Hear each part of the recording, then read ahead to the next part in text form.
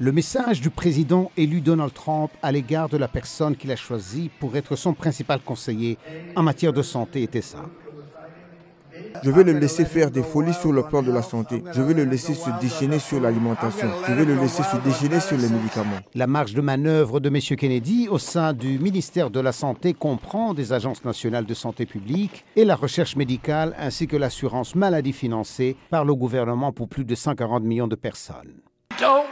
Ne méritons-nous pas un président des États-Unis qui rendra l'Amérique à nouveau saine?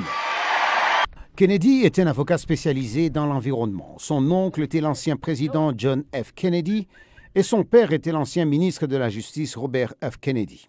Il s'est présenté à l'élection présidentielle de cette année en tant que candidat indépendant, quittant un parti démocrate que son père et son oncle ne reconnaîtrent pas, en partie à cause de ce qu'il dit être le lien du parti avec les grandes entreprises pharmaceutiques. C'est devenu le parti de la censure, le parti de Big Pharma.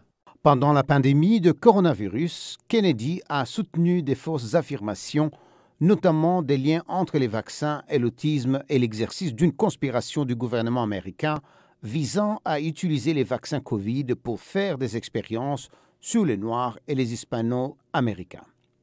Il affirme ne pas être opposé à tous les vaccins, mais qu'il ne veut pas qu'ils soient obligatoires.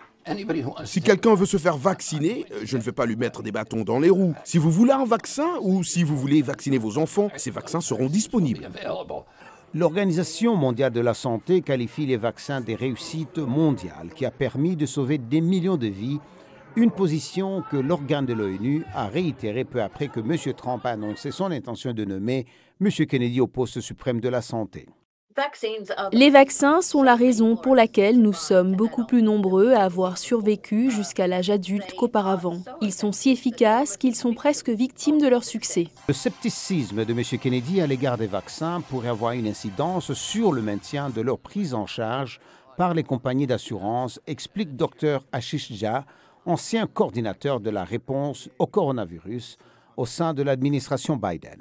RFK Jr. a démontré, je pense, au fil des décennies qu'il ne comprend pas les bases de la pensée scientifique et de l'analyse rigoureuse.